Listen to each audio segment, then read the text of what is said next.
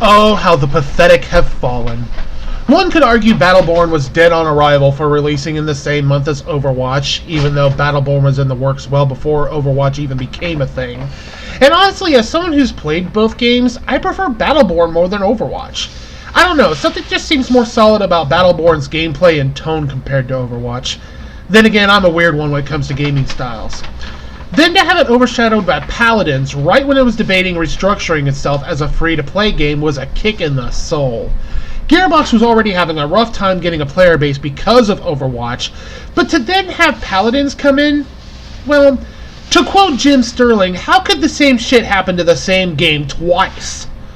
It was even bad enough that they added microtransactions into the game post-launch, less than a month after the fact.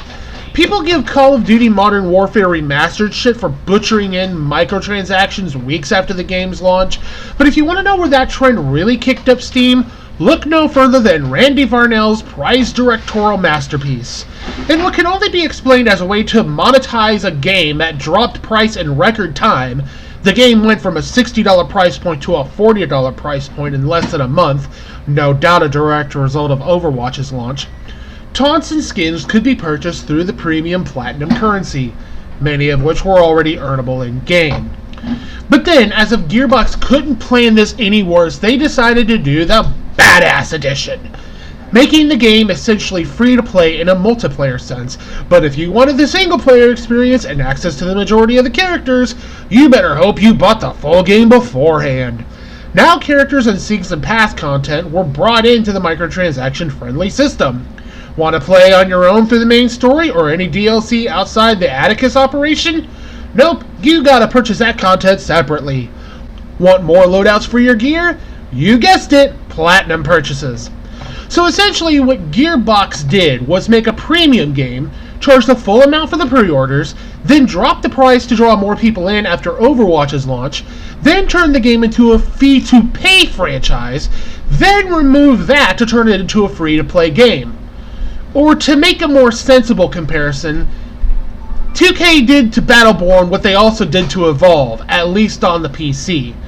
And we all know how well that went over. So well that Xbox One gamers got the Ultimate Edition of Evolve for free as part of the Games with Gold promotion for the period of March 16th through April 15th of 2017.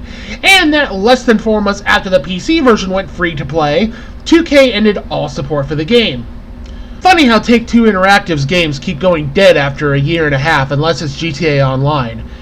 And the company's CEO claims that game is under-monetized.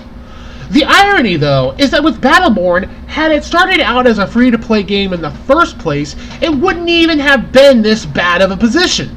Even back in April 2016, when I tried the beta of the game for the first time, the solid design was there, and the game had enough going for it to differentiate it from Overwatch.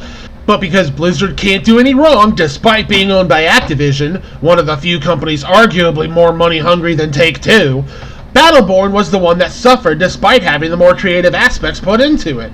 The two games were so different in tone and content, yet everyone seemed convinced that Battleborn was just trying to be Overwatch Lite, which when you consider how drastically different the games are, just sounds ridiculous in its own right. If we want to get specific, Battleborn's Badass Edition isn't badass at all. If anything, it's more of a lame-ass edition. Oh sure, technically you can play the whole game, but you gotta play a long time to get even close to the amount of credits necessary to unlock the base heroes. And unless you're willing to spend a good chunk of money on Platinum, I wouldn't bank on getting all the taunts and skins either. The free-to-play game may as well be impaired on arrival, and any significant play is going to be restricted to multiplayer. Even still, that might have been a saving grace to the game. Until recently. In mid-September 2017, it was announced that the Fall Update was the final content update featuring mostly Borderlands-themed content. Gee, after BioShock left, you'd think there was no other franchise that 2K could bank on. And that, similar to Evolve, while the servers would be maintained indefinitely, official support was going to be stopped. This is becoming a pattern with 2K games at least, and with recent rumors that they intimidated a review site that gave NBA 2K18 a 3 out of 10 score, it's getting to a point where I don't want to touch anything even remotely connected to Take-Two Interactive, be it Rockstar or 2K, even if it's considered a freebie. Why even have games as a service be a model for business if you're not going to put the length of time into them to make it worth somebody's investment? That's like advertising a brand new company with the intention that it's going to fail in less than 2 years. What's even the point? The average DLC cycle for most games these days is about a year. That's when they have the new installments come in, But the problem with that is, there is a way to make games at the $60 price point, monetize them for longer than a year's time frame without doing season passes. There's a way to do it.